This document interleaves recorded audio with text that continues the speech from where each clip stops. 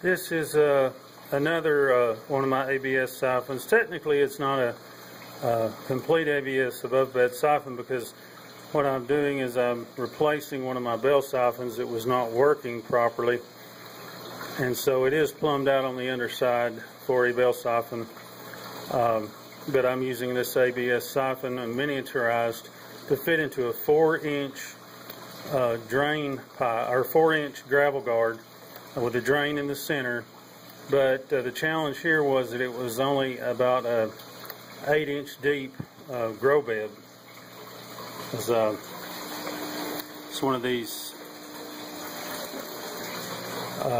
cement mixing tubs, you know, like $12, 2 foot by 3 foot, and so I'm going to install it. It was working, and then I had it where it was just taking a long time to siphon, and so I took it out because I have, you know, I'm using one of these little elbows just shoved up inside a 1-inch to 3/4 inch fitting, and then this is a 1-inch elbow. I'm sorry, a 3/4 inch elbow and a 1-inch pipe, and so it's a 1-inch pipe taking in the water, going to a 3/4 inch CPVC, and like I said, it's highly miniaturized, to say the least, to fit in this grow bed. It would have been easier if I'd had a low profile bulkhead, but I had a bulkhead sticking up about 2 inches above on the inside of the grow bed, so I was extremely challenged to get this thing to work in that small amount of space. And so what I had to do is take it out, because the way I've got it stuck together, it's got some air leaks, and so I took it out and glued all the fittings where they come together, and had some little air pockets, air cracks. So I'm going to install it, and we'll see what happens. And now it's installed, and that's the old bell siphon. As you can see, I drill holed it in it, plugged it back up, and tried everything in the world, and it worked sometimes, depending on what kind of mood it was in. And you can see I don't have just a ton of water flowing in here. I've replumbed it. I had some problems with the flow, and that's what caused my bell siphons to stop working, for me to start rethinking how to build a siphon that would just work, and I could just install it and forget about it, one less thing to worry about. And it should be overflowing.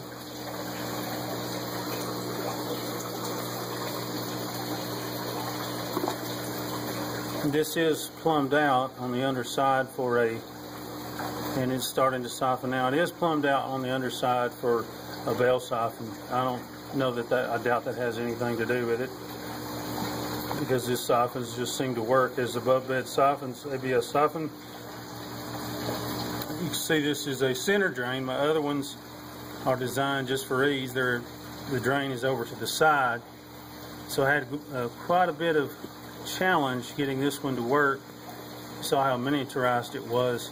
It is a 4-inch gravel guard and a center drain, and so it was a lot of work. And so I found something that would work. I just had to keep at it, and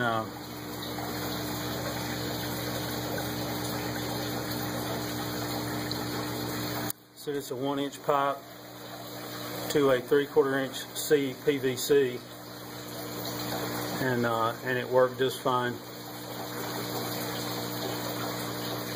So I'm going to try to tack on the extra large ABS siphon.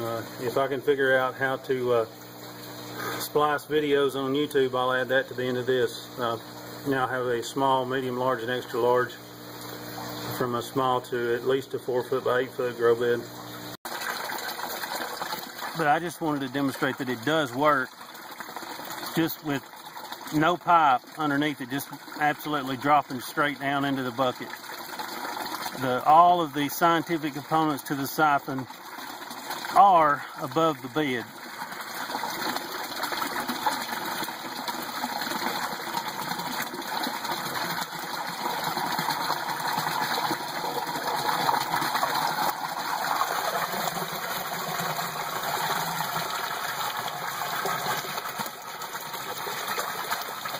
And this is a 40-gallon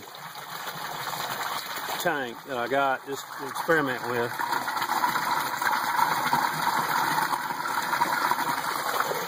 It's a 3-inch pipe going to 1.5-inch pipe. I've stayed along with the same, except for my original one was a 1 1/4 inch to a 3/4 inch, and then the other was 2 inch to 1 inch, and this is 3 inch to 1.5.